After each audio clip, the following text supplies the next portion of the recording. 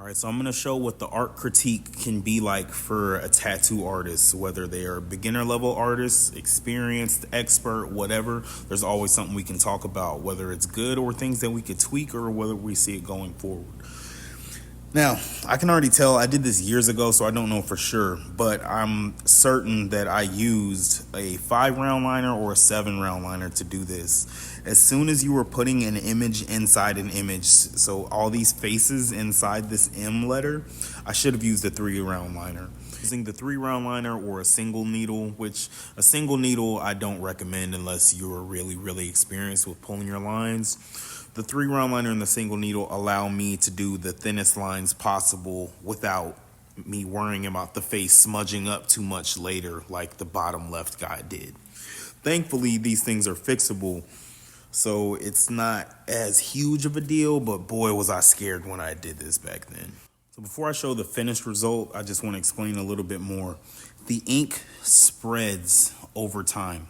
Even with the most experienced artists, when you're using solid black and you're pulling those lines, if you have two lines that are too close together or if you have a circle that is too small, it will blur together later. The lines can blur together over time, just like my man's eyes and teeth did down here. Now, thank heavens this piece allowed me to learn that you can cover up old black lines because, as you saw, the black lost its potency because all tattoos age over time. So as the tattoo ages, it'll allow you to pack colors, even some light colors like these peach tones and some of these light purples and light greens and the pinks. It allows you to cover up the grays and the blacks, which are all skills for doing cover-up tattoos. Now, to go back, if you notice those eyes on the bottom left, even up top, those eyes were almost completely blurry. The teeth are almost gone. So even the white, we were learning that I can take that white and I can use it to even change the size of the pupils. I can change the size of the eye in general. Hell, you can take lines and make them look thinner than what they used to be. If you start packing those colors, you can make those really thick lines that you wish weren't so thick look skinnier and skinnier.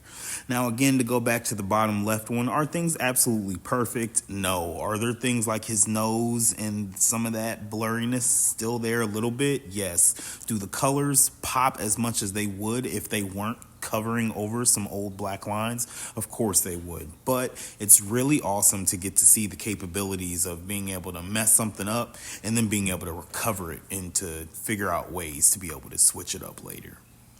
Now, to go into the pure art critique style of this, I really appreciate the monkey one right in the middle, the guy with the red eye, for those who don't know who I'm talking about. How I zoomed in so close on that one that it's a little ambiguous. You can't see all of his face. And in retrospect, I wish I did that with some of the other ones as well. But something else that I really do love about this piece, might actually be my favorite aspect on the whole piece, ironically, is I love the purple background on, if you know his name, Vegeta, the guy that has the purple on the top left and the bottom right background, and the green background on Trunks, the guy on the top right and the bottom left. I like that juxtaposition of having the green on those guys in the background and the purple on the other guys in the background, and how those two purples and those two greens, they create some harmony and some unity to allow your eyes to go back and forth from character to character, corner to corner. I love that type of shit, creating that type of movement to make, which literally makes people's eyes dance from corner to corner, character to character. There are certain strategic things you can do in art to make people, whether they realize it or not, their eyes will naturally follow and go from one space to the other when they're looking at the art. Whether they realize it or not, it's a really awesome thing that you can do once you start getting strategic with things. And honestly, a critique can get a lot longer. Usually, I'd say an art critique for one piece can last up to between 5 to 15 minutes. I'm not going to use 15 minutes to talk about my piece. I'm not that into my own stuff, but I'm really proud of this piece to this day. I've seen how it healed over time. The characters still look good. It still looks way better than the first one. And it was an awesome learning experience on how to enhance a piece over time.